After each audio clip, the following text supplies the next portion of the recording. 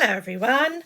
I just wanted to talk a little bit about how we train our dogs these days and what that looks like for you. And I'm just going to tell you a little bit about what it looks like for me. I obviously work with many clients with their dogs on a daily basis and have done for many, many years. And what I see a lot of is a lot of control around their training. So often people will absolutely focus on behaviours, obedience behaviours such as sit, down, stay, come, leave it. That's another one I'm seeing all of the time. And what I see in the training that they show me in videos or in person is a dog who's really feeling rather controlled, rather suppressed, and he's actually there's a lot of feelings coming up in the dog around that. So he's sitting there waiting for that moment as soon as you leave the room that he can get out of this controlled situation and move and do something that's much more fun. It's quite boring, often people will just focus on these obedience behaviours and they will be repeated over and over and over again. And if you watch the dog's body language, it's all very boring for him. It really is. And a lot of these behaviours as well, they're all static, they're all still. And for a working dog full of energy, especially when we're starting out with our training, it's a big ask. It's a really big ask. So what I like to do myself is when I first get my dog or my puppy is I like to reward everything I like. So in actual fact, I don't ask him for anything at all to start with. I might show him where the value is, i.e. reward him lots for being around me using food or toys, for example. But I'm never asking for anything in these early stages of training. And it's never about control. I will absolutely, through kind management, stop him from doing behaviours I don't want him to do, such as digging in the garden or barking in the garden, for example. I wouldn't give access to the garden for him on his own. I would be taking him in and out on a lead, rewarding him for toileting and coming back in. So we're discouraging the unwanted behaviours, and I'm rewarding all of the time if he checks in with me, for example. I'll encourage him to walk alongside me, feeding him on the walk, as I call it. I'll teach him just through using food and toys that being close to me is fun and it's exciting. And that's really and truly where I start with my training. The control, the obedience, that will come later, but it won't look like control. So we set ourselves and our dogs up for starting off to build relationship and connection first and foremost. Control, when you think about that word control, obviously we do need our dogs to listen to us and to come back when called and to walk nicely on the lead. But if we approach it in a fun manner and a manner where they find it reinforcing and they start to make those choices for themselves, the whole training picture looks very, very, very different. And I like to think when you're asking a young puppy, for example, to sit and stay, and it's all about you will do this, you will wait there, and then you come back and you give him a piece of food, it's a very big ask. Whereas if we, for example, steady the sit first, using lots and lots and lots of reinforcement, and then we work on stepping out, stepping back in and reinforcing, and then building on those bricks, then he's much more likely to understand the value in staying there rather than us trying to, control him. So being around us, if we're using all of this control all of the time, being around us is pretty boring. It's pretty boring. And then the other thing we do, of course, is we get to the park and then we'll give them complete freedom. So having done all of this controlling stuff, we then go to the park, we take them off their leads and we go, there you go, there's all of that lovely stuff out there, which will be lots of other dogs, lots of wildlife sniffing, cats, etc. All of this exciting stuff, people throwing balls in the park.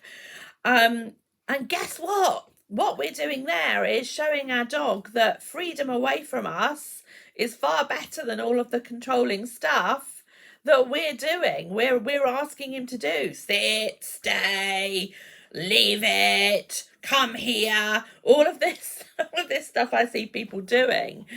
So of course, what we're actually teaching him is that we're quite boring, and on top of that, we can be quite controlling in that we're insisting that he does all sorts of things that he doesn't find particularly fun or exciting or rewarding. We all know that dogs like to serve themselves. They absolutely will only do something that they want to do usually. So let's look at it in a different way. If we go back to the choices concept, where I start with my dogs and puppies, which is rewarding behavior that I really love, and we show our dogs that it's fun to be close, and I'm playing different games with my dog on repeat, whereby it's all around me and it all involves movement. What starts to happen is, first of all, your dog chooses to stay close to you. If you're practicing every single day, walking along and feeding your dog, for example, feeding his breakfast or his lunch, what you're doing is reinforcing him being close.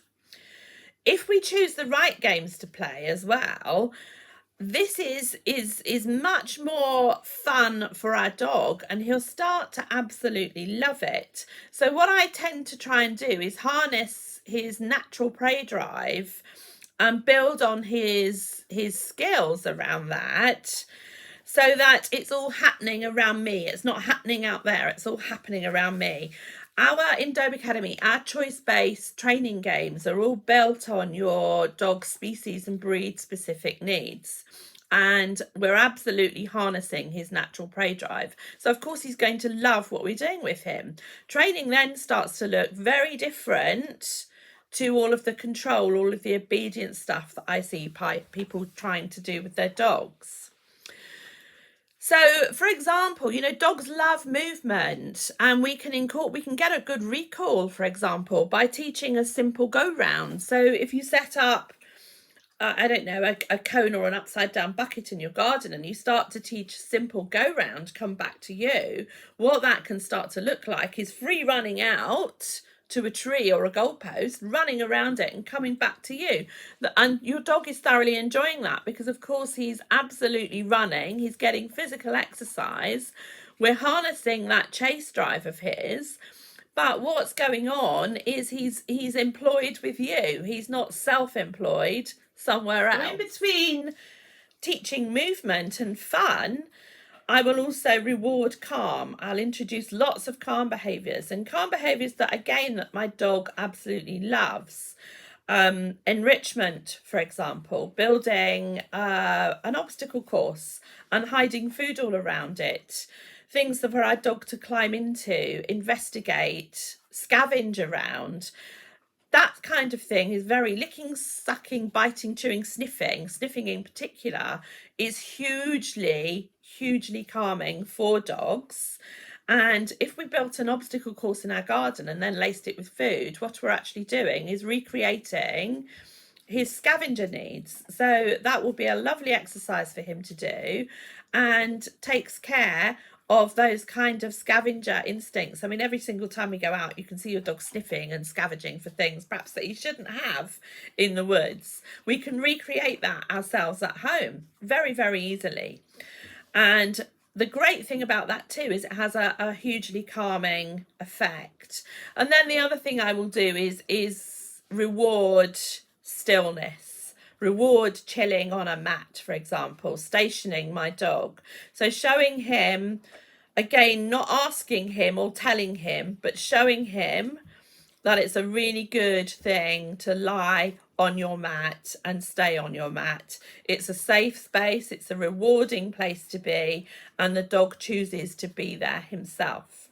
I use a lot of shaping in training, and I'll reward the dog for the right choices all the way through. It puts so much value into a behaviour, and the great thing about it is that if we train through showing value, through choices, what starts to happen is you'll get more reliable behaviours because the dog wants to do it. The dog understands there's value in it, and we repeat it often enough for it to become a habit. So instead of having to say to our dog, sit down, stay there, we can actually start to add the cues when the behaviours we've taught through choice become reliable.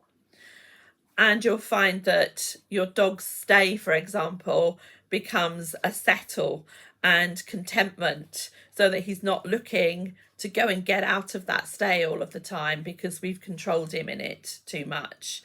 We've encouraged it through choice rather than insisted on it through control. It looks very, very different.